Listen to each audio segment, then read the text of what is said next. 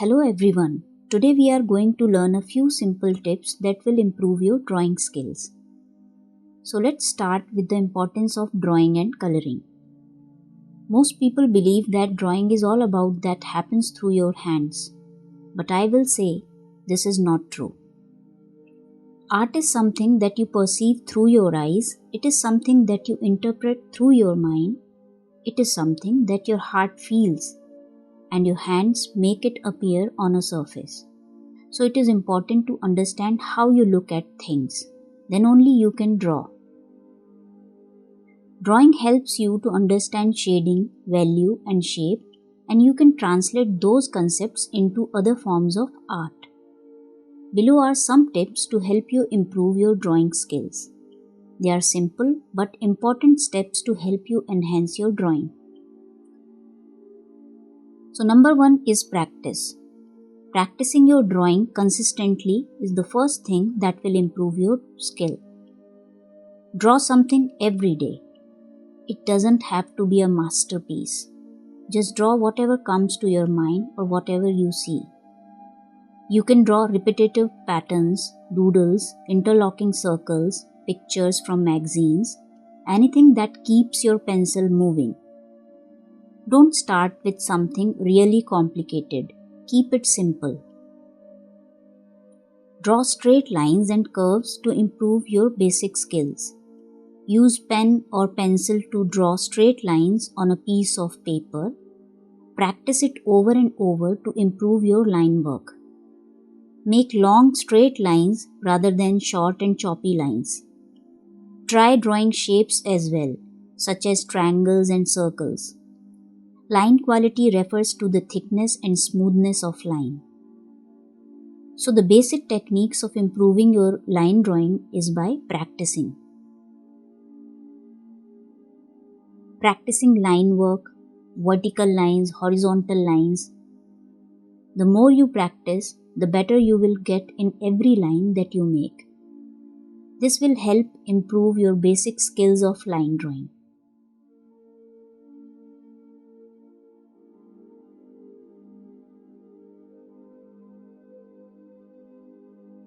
Then another exercise to improve your drawing is drawing shapes like triangles or different shapes. You can make circles, but make it in quick succession so that it gives you confidence. You can also make squares, overlapping squares which are little apart, and then you can overlap them as well. The most important part of your drawing is your pencil. How still you keep your pencil. So always move your wrist while holding the pencil and in a quick succession. Using reference photos for drawing is a very good idea. Often we just draw whatever is in our imagination, but sometimes we have a specific thing that we want to draw.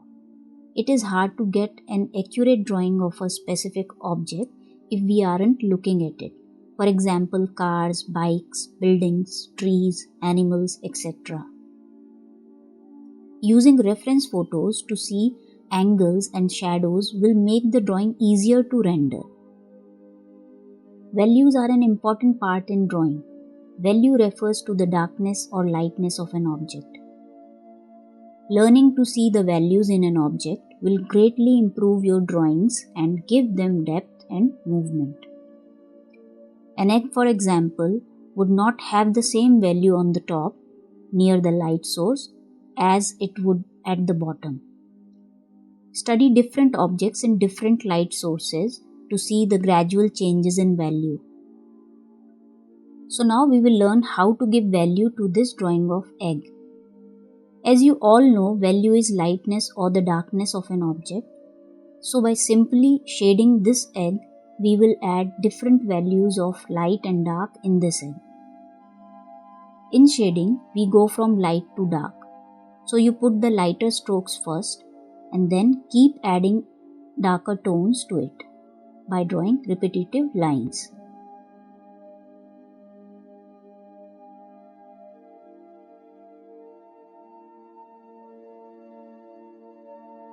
Our source of light is from this side. So the egg is lighter here, darker on this side, and the shadow will be even darker. So we will keep adding darker tones on the egg. We will add more lines in the bottom of the egg, as no light will be able to pass underneath or at the lower end. And now we will start the shadow.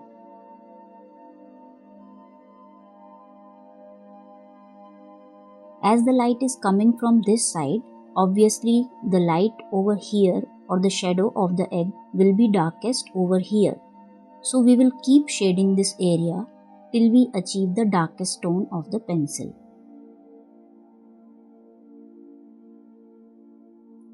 It is always good to start with basic shapes. So focus on drawing basic shapes at the beginning of a drawing rather than outlines. For example, if you are drawing a dog, draw a circle for the head, an oval for the body, and rectangles for the legs. Then connect these shapes and add details. Keep these reference shapes and strokes light so you can erase unnecessary lines as you go. You must have observed a lot of times that the paper gets smudged with the pencil lead. So to avoid smudging, you can follow these simple methods. Graphite and charcoal are soft and can be easily smudged and transferred to your hand and thus to the paper. You can avoid this by putting a paper under your hand to protect the drawing. It is advisable to start the drawing from the top and finish as you go down.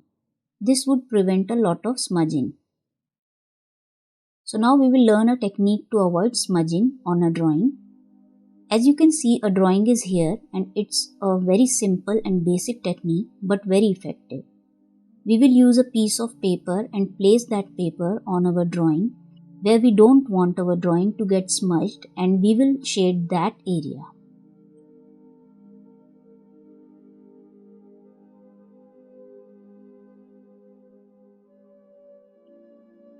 Once we are done with this area, and if you want to shade here at the piece of paper, we have to always remember that we have to lift the paper, place it again and continue our shading.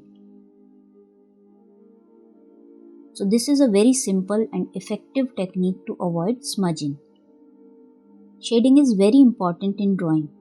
Drawing lines and shapes is one thing, but to create an illusion of form and volume, light and shadows are required in a drawing. Value, as we have seen earlier, refers to the darkness or lightness of a color. So shading is not just about the darker applications. Shading is simply developing a range of value on the subject. Lighter values typically are used to communicate the areas where light is hitting the subject. Darker values are used to communicate the darker areas or shadows. In the diagram or the image, you can see there are certain areas which are light, certain areas which are middle tone, and certain areas which are in dark tone. A very important way or method of understanding color, tones, and values is by preparing a tonal chart in various mediums like pencil, charcoal, crayons, pastels, etc. It is a good exercise to have a better understanding of values and shading. Shading refers to adding darker areas to a drawing to make it appear three-dimensional and realistic. When you are sketching your lines, curves, and shapes, you must add some shading to give it some depth. Think about where the light is shining or falling on the object you have drawn, so the shading seems natural. Add shading in your sketches for depth. So now we will learn how to make two tonal charts. One is color and one is pencil. In the above one, in the pencil one, we will go from light to dark and dark to light. The below one, in the color one, we will go from light to dark. By learning how to make a tonal chart, we learn how to create different tones from one pencil or one color. Learning to understand tones of a single pencil or a single color helps improve our shading techniques.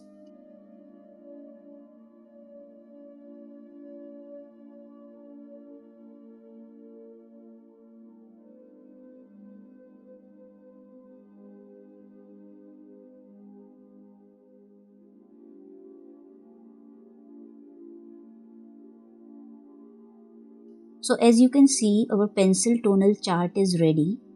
It is going from light to dark and dark to light again. In this, we will first apply the lighter tone and gradually keep adding darker tones in the other boxes.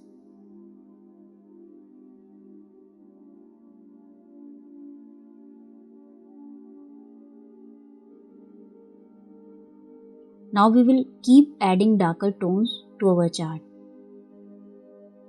See how our color chart is developing from light to dark. Our tonal charts are ready. One is a pencil chart in which we are going from light to dark and dark to light, and the other one is our color chart in which we are going from light to dark. Let's talk about colors. Colors change against other colors. Follow these simple tips when you are applying colors. Warm colors tend to stand out more than cool colors and thus should be used as forwarding colors. Colors should be used in contrast to each other. That is, light against dark and dark against light. The application or use of color changes with the amount or intensity of light falling over the subject. Therefore, choosing, mixing or using a correct color in your composition or subject to depict a certain value, emotion, theme, mood is very important in art. We will learn the technique of using colors. We have these two boxes, one of which we are going to color red and the other one we are going to color blue. And we will use one single color to see how when we apply a lighter color against a dark color, what result does that give? And then we will apply a lighter color against a lighter color, what effect or what result does that have? Because when you use contrasting colors, for example light color against dark, that will have a much more brighter and attractive feel to it than a brighter color against brighter color. Apply the same color in both the boxes and you will see the difference. The same color when applied with a lighter color, the same color when applied with a higher contrasting color.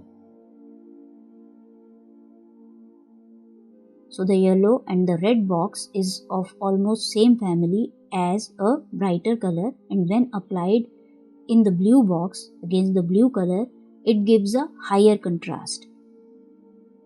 Even the great Vincent van Gogh used to use contrasting colors in his paintings. You must have heard a lot of people saying that the drawing or art is an innate ability that a lucky few are born with. If it is true, then only mathematicians should solve all problems. That is even simple maths calculations. But rather, we all do, don't we? So in short, the more you practice maths, you get better in it. So same is the case with drawing or when you are learning something new, a new language or a new subject. And truthfully, drawing is a skill that just requires a bit of knowledge and lots of practice. Remember the first alphabet A that you practiced innumerable times? The truth is that learning drawing is sequential. So just follow the simple steps. So everybody here again, practice is the key. I know I am repeating myself, but it bears repeating. Practice. The more you practice, the more muscle memory you build, the better your drawing will be. Practicing is how concepts are made practical.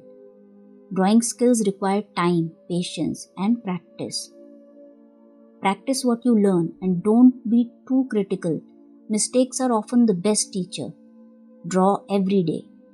Get yourself a good portable sketchbook and carry it with you. Devote an hour or two a day and do practice drawing various objects and things around you. And remember, not a single great artist was born in a day. Thank you so much.